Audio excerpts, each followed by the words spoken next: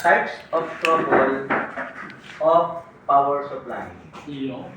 Lahat ng power supply na may encounter ninyo, ito yung mga possible trouble na pwede nyo ma-encounter. Number 1, no power. Ibig sabihin ng no power, patay. Number 2. And number 2, low in B+. Yan sir, nanya po yan. Low in B+ supply. Kung na sabihin ng low in B+, mababa yung voltage niya sa positive line. Instead na 12 ya, maybe 8 or 9 volts siya mo. So, yung epekto na kinisirkito, hindi niya kayang paandarin yung isang appliances or yung isang unit. Na kung saan dapat ang voltage niya is, for example, 12 volts, tapos ang supply niya mababa na lang. Pwedeng nahati, pwedeng mga low in B plus siya, sa example 12, tapos ang actual voltage mo lang is 9 or 8. So, ibig sabihin, mababa talaga. Sila ang regulator start. Possible. Diyan mo ikukwento kung paano natin ito.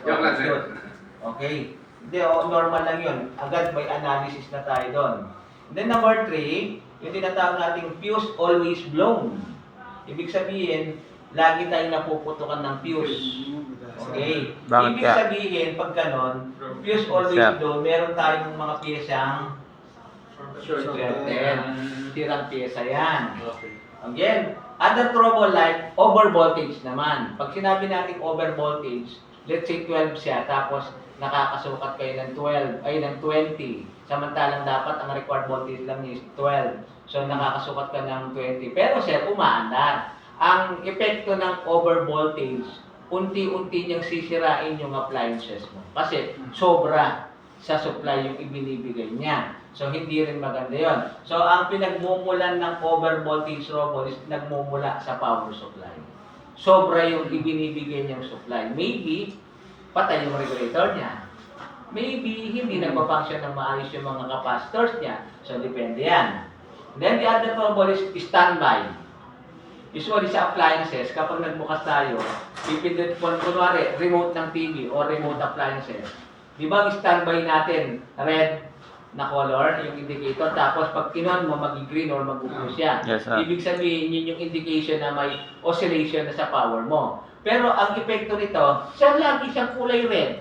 Standby siya, kahit pindutin ko yung power buttons niya sa remote, kulay red pa rin. Ibig sabihin ng standby trouble, hindi siya nag-o-oscillate, hanggang doon lang yung supply.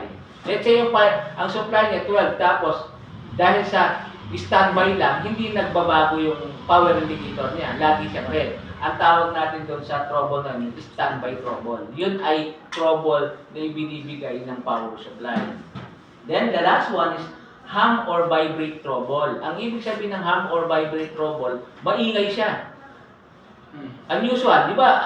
Usually, sa power supply, pag umaandar, tahimik. Pero bakit ngayon? Umaandar nga yung appliances mo, pero may ingay ka naririnig. Usually, ugong. Usually, yung ingay na yan, mechanically, dun yung maririnig yan. Pero, yung ingay na yan, nagmumula sa power. Ibig sabihin, meron ng piyesang malapit na pumutok dyan. May tagas na, may leak na yan. So, any moment kapag bumigay yung piyesa yan, sasabog yun. Pa! Ibig sabihin, yung hum or vibrate, may ugong siya, may ingay na siya. So, epekto pa rin ng power supply. Sino man sa kanila ang ma-encounter ng trouble, power supply pa rin ang puntirin natin. Power supply lang ang pwedeng magbigay ng trouble. Okay. Una, ang trouble niya, don't forget this word is TSR. Ibig sabihin ng T, trouble. Ibig sabihin ng S, solution. Pag may trouble, may solution ka. For example, the trouble is no power. Ang solution mo, power supply. So, ang ibig sabihin naman ng R, remedy application. So, dito papasok yung step-by-step procedure kung paano mo gagawin. So, remedy application, kung tawagin natin yan. So, ano ang gagawin natin? Step 1. So, sino man ang may encounter mong trouble dyan, dapat may sistema kang ipapractice para magawa mo yung power. So, number 1, check and clean the board or power supply board. Check Isang and mata. clean. So, through observation, check at kung kinakailangan linisin mo. Komportable tayong nakakapag-troubleshoot, komportable kayong makakilos kung yung board na ginagalawan mo, walang dumi. Minsan, yung corrosion lang ang nagbibigay ng cause kung bakit ayaw umandar. Number one, yung corrosion, pwede siya mag-cause ng short. Number one, yung corrosion, pwede siya mag-cause ng kung bakit nagkakaroon ng conduction between the two terminal. Halimbawa, dumi. Siyempre, yung dumi, alikabok, buhangin. So, pag nalagyan ng buhangin yung dalawang terminal, let's say positive or negative, punong-puno na ng dumi yan, magkukos ng corrosion yun or short circuit. Kanya yung pyesa, instead na wala siyang connection doon sa kabilang linya, nagkakaroon ng connection. Oo. Kasi nga, corroded na siya. So, anong gagawin natin? Check and clean. Yung unang gagawin natin. The second one is check and resolder the power supply board. Check and resolder. Check through observation and then resolder kung kinakailangan. Sa Tagalan, minsan, yung unit, after 5 years, dito lang nagkaroon ng problema. Ngayong 5 taon na siya, dito lang siya nagkaroon ng problema nag-no power siya. Tapos, ang unang gagawin mo, linisin. Pag hindi mo nakuha sa linis, tingnan mo na maayos yung board niya. So, yung board connections ng bawat pyesa, tingnan mo baka may natanggal sa pagkakasolder. So, the solution is resolder the power supply board. Resolder mo, hinangan mo kung kinakailangan. Number 3. Kung halimbawa, ginawa mo na yung Revely 1, Revely 2, wala pa na nangyari, dito papasok yung tinatawag natin, check the voltage supply in the DC output. Check mo raw yung voltahe niya doon sa DC output. Dito ka mag-check ngayon. Malalaman mo, pag nag-check ka dito sa output ng regulator natin sa DC output, pag may supply ka, ibig sabihin working sila.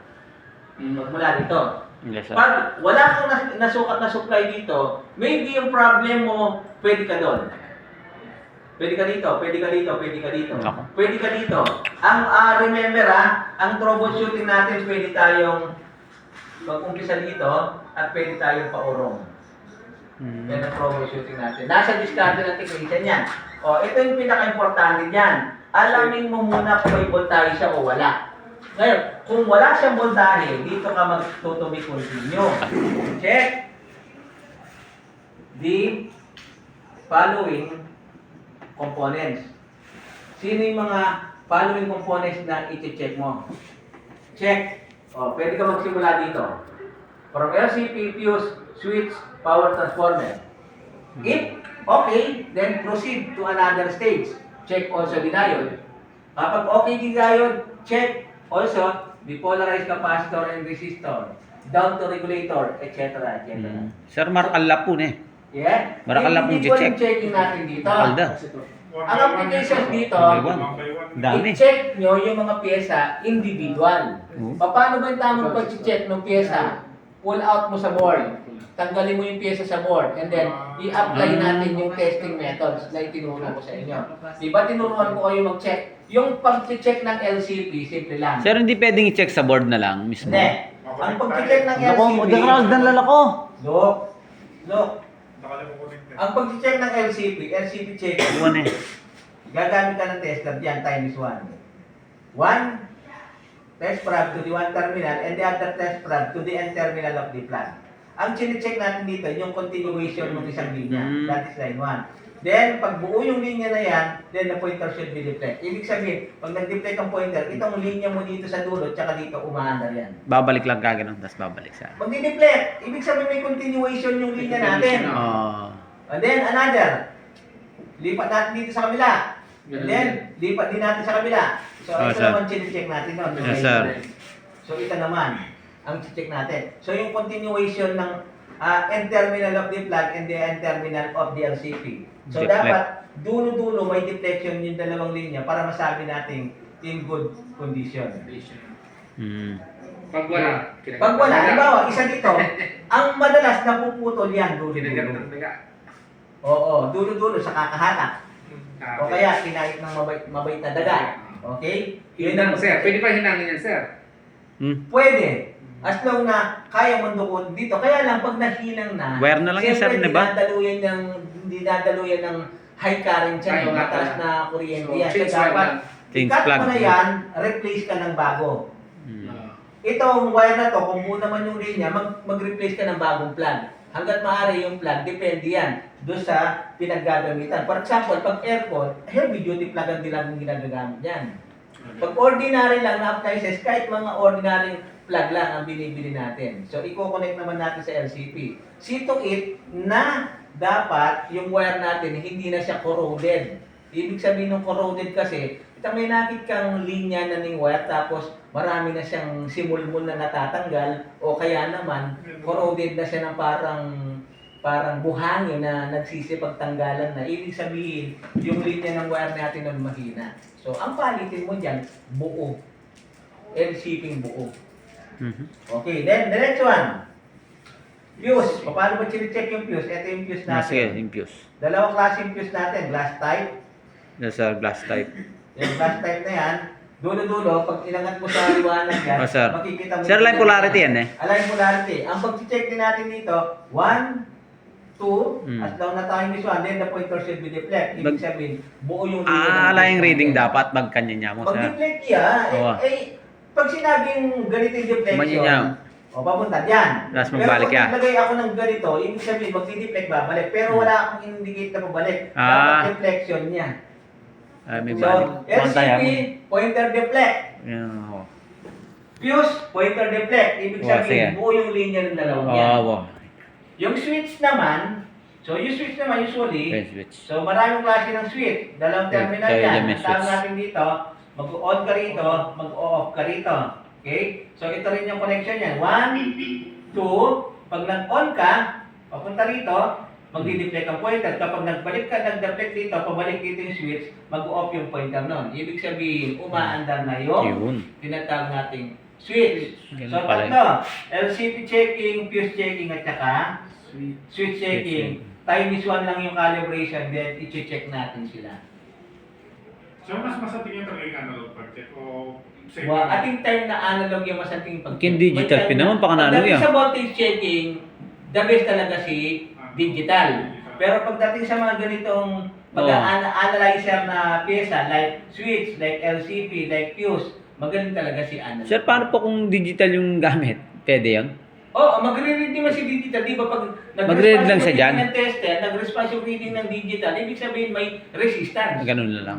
Yun lang. Magbibip lang sir. Magbibip lang, okay. Yung beep, ibig sabihin may continuation yung linya natin ng connection. Nun. So, and then, Yung luwa kasi, taka ka. transformer. Alam niyo naman yung checking transformer, primary checking and secondary checking. Yun ang pag-check natin sa transformer. So, ito, mag-check mo lahat using multi-tester. Wait eh. So, ang madalas natin ginagamit sa pagtutroubleshoot, more on analog. Pagdating na sa voltage checking, more on digital. So, dapat, yung dalawang instrumento na yan, meron ka rin. Okay? Sabi niya, check the following components. Halimbawa, chinek mo na yan, good. Chinek mo na yan, good. Chinek mo na yan, good. And then, wala ka sira din sa input. So, dito ngayon magpuproceed. Check mo yung 4 na diode. Halimbawa, sa 4 na diode, merong isa dito na sira. Hindi na sila aandar. So, palitin na yung isa nun na kung anong value ng 3 na natitira, ganun din yung bibilin mo sa isang diode na nasira. So, ano man ang nakita mong sira, you make replace. Your choice is to replace the defective component. Kaso sir, Ay, sige. kailangan kalasan lapaking board na eh. Huwag kayong mag-check ng piyesa na nakalagay sa board. Pull out the Pull component out in the muna. board. Kailangan Oh, Brian. tanggalan mo eh. So, bisa ka tali, pag tinanggal mo yan, gagamit ka ng iron. Yes sir. Gagamit ka ng desoldering pump. Yes, Then pull out mo siya. Then apply natin yung testing procedure na tinuro. Sir, Yes. sir, yung sa diode po, yung paano, yung color coding na sir, wala pa po kami copy. Si Diode? Ito yung Diode natin, Ay, right? sorry, diode. Sorry, Ay, resistor pala yun. resistor. Okay. Opo, sorry. Balikan na lang natin si restore later o bukas. Ito yung positive ni Diode, right? Yes, Ito yung sir. tester natin. Time is 1 lang. Resistor. 1, Positive. 2. Yan may Then the polarity. pointer deflect at the middle of the panel. Mm. Yung reverse nito, hindi na siya andar. Mm. Ibig sabihin, good condition yung diode natin doon. O assuming, Oo. good na yung pyesa natin dito. So dito naman tayo magpo-proceed sa filter stage. Capacitor and resistor checking. Pero madalas na nasisira dito capacitor. Si resistor matitibay. Actually si resistor, sa board natin, pag nasunog siya, ibig sabihin may nanira sa kanya. At alam na alam mong sira si resistor, masusunog siya. Mangingitin yung color coding niya. Ibig sabihin, magbabago na yung resistance kapag nasira siya. So, palitin siya. So, ang sino man sa kanila, dito nagmula, magpalit ka ng pyesa. Pero kung dito lang nagmula, halimbawa, sir, yung fuse ko namatay. Oh, pag pinalitan mo yung fuse, so and then subukan mo, andar na ulit yan. Okay, assuming, wala ka pa rin dyan, wala pang check the following components. So dito na lalabas yung panghuli natin, check and replace the voltage regulator. Yan ang pang-grand finale natin. Kasi madalas, ang problema ng power supply is nagmumula sa mga regulator components natin. Bakit? Kasi si regulator components, nasa kanya yung bulk ng trabaho. Sa kanya, nabubuhos yung lahat ng trabaho. Siyempre, voltage regulator, siya magbibigay ng supply sa appliances or sa circuito. Nasa kanya yung loading. Nasa kanya yung bigat ng trabaho. Kanya nga kapag madalas, pag nagkaroon ng feedbacking sa supply, siya yung si voltage regulator, siya yung unang masisira. Okay, yan ang pag-grand finale natin. Check and replace the voltage regulator. Diyan mag-end yung troubleshooting natin. It's either low power, low in V+, fuse always low, over voltage, standby trouble, or hum or vibrate trouble. Then, ito yung applications na gagawin natin. Check and clean, check and resolder, check the voltage supply, check the following components, and check and replace, direct replacement of voltage regulator. Sir, question. Sir, dun sa transformer, balikan lang po ng konti. Medyo nakalimutan ko. Paano po kasi mag-check, sir? Yung primary siya secondary. Ito yung transformer natin. Bilog. So, ito yung dalawang linya na 0 and 220 tap, right? Apo. Ito yung 12 natin. So, pag nag-check ka ng tester, time is 1 yan. 1, 2. Then, pointer will deflect at high resistance. Ibig sabihin, pag nag-deflect ng mahina, high resistance yun, good yung primary natin. Primer checking yan. Good yan. And then, dito sa secondary natin, another time is 1, 1, 2. Then, the pointer will deflect at low resistance. Ibig sabihin, pag may deflect yung malakas, yung pointer thumb, umabanda rin yung secondary thumb. Yan ang testing procedure ng transformer natin. Madalas, yung masisira yung primary. Pero, hindi ako sinabing yung masisira yung secondary. So, assuming, yung primary checking high resistance yan, yung secondary checking low resistance yan. Pag naitatar mo sa dalawang yan, isang dito bumigay, ibig sabihin hindi na under yung transformer. For example, sir, yung secondary ko wala na siyang resistance kahit anong gawin ko, pero primary umaanda. So, ibig sabihin, kahit luyan pa ng kuryente yung primary, wala nang gagalawin ng kuryente sa secondary kasi nag-open na siya. Sira na yung kalitan. So, ibig na sabihin, pag may troubleshoot kong inverter board, whether inverter board ng aircon, whether inverter board ng ref, madalas ka rin yung trouble na ng ref, lalo na wari trouble yung ref. Yung mahinang lumamig, anong tawag niya doon? Weak cooling, sir. Na? Weak cooling. Weak cooling, ano pa? Yung totally no power. Not cooling. Not cooling, ayaw mo namang lumamig. Pero, hindi pa siya under sa no power. Yung no power talagang as in, alang lulubas supply. So, sa mga mechanical type, pag no power, usually, ang unang tatamaan dyan, LCP fuse. Okay? And then, yung other accessories niya, like yung mga relay ba? Meron, di ba? Meron yung relay yan. And motor, with compressor yan, meron din siya, di ba? Pero pag with inverter board na yung yung natin or aircon natin, pag with inverter board na yan, unang tinatamaan yung inverter board. Bakit? Si inverter board, siya yung magpo-process ng kuryente in general, tapos siya yung magdi-distribute ng power to mechanical. Tama ba yan? O tinuro naman ni Sir West yan. Yung inverter board natin, siya yung unang magpo-process ng power. And then si inverter board, siya yung magdi-distribute ng power sa mechanical. So kailangan kompleto yung power ng power supply board pag patungo sa mechanical. Pag wala or hindi kompleto yung supply ng inverter board to mechanical, hindi siya andar. Tama? So anong gagawin natin dyan? Troubleshooting. Di mano, kaagad ang pinahihira sa troubleshooting. Voltage checking tayo. Alamin mo muna kung may output voltage. Of course, kapag sinaksak mo yan, may input yan. So, paano malalaman na may output siya? Sukatan mo yung pinaka-output ng inverter board natin patungo sa mechanical. May output naman yan. Meron siya separate line from power inverter board to mechanical. Meron siyang supply board from inverter to other accessories para umandar na siya. So, yung dalawang linya na yun, kailangan doon masukat yung supply. Kung may supply siya o wala. Habang nakasaksak, sir. Habang nakasaksak siya. O, didemo natin bukas. Ilagay natin sa aircon tapos umaandar yan and then sukat tayo. Yun. Para ma-apply natin. Gusto ko kasing ipakita sa inyo na actual nakatap yung inverter board sa unit na habang nagraran, sukat tayo. Kasi madalas natin sinusukat sa board yung clock meter eh. Ano ba yung inaano yung sinusukat natin doon? Ampere, Yung current. amperahe. Na kung saan dapat ang amperahe, yung daloy ng amperahe, kumpleto. May certain portion na pwedeng magbago yung amperahe. Meron siyang minimum maximum, meron siyang normal, right? O, doon tayo sa normal para masabi natin working yung unit at makakasigurado ka magtatagal. Ngayon, yung supply voltage ng inverter board patungo sa mechanical and other, yun yung kailangan ituro sa inyo para masabi natin normal, in good condition yung inverter board. Kapag may kulang doon, hindi aandar yung inverter board natin.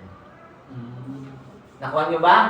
Ang magdadala dyan, pag nagsukat kayo, dapat marunong tayong gumamit ng analog tester and digital multi-tester. Hindi lang clock meter. Although si clock meter, pwede siyang resistance, pwede siyang voltage. Tama ba ako? Kompleto na yan. Kahit wala ka nang ibang tester, yun na lang pwede na mabuhay yung isang technician. Diba? Okay lang. Kung gusto niyo, gumamit tayo ng clock tester tomorrow. So, meron ba kumaandar dito? Meron ba kumaandar dito na aircon or ref, tapos yung board doon nakalagay para makapag-actual practice tayo. Gagawin niya, sir. Paano mo ma-expose, sir? Non-inverter ka po, sir eh. Anong inverter na? Yun po kaya, sir. Ay, non-inverter yan. Pag non-inverter yan, mechanical yung operation na, right? Yes, sir. Yung AUX kaya dyan, yung naka-install. Yan eh. Kaya kaya, bago yung inverter lorator yung massage. Yung connection na nitang ref, kapurikya mo. Maikli lang, pero kung hahabaan mo yung linya, yung socket niyan, mag-improvise ka, o di, nata-troubleshoot mo yung inverter board ng komportable ka. Yes, sir. Nakalagay sa isang table, sa working area mo. O di ba? Ganun lang yun. O di, gumagaan yung trabaho natin.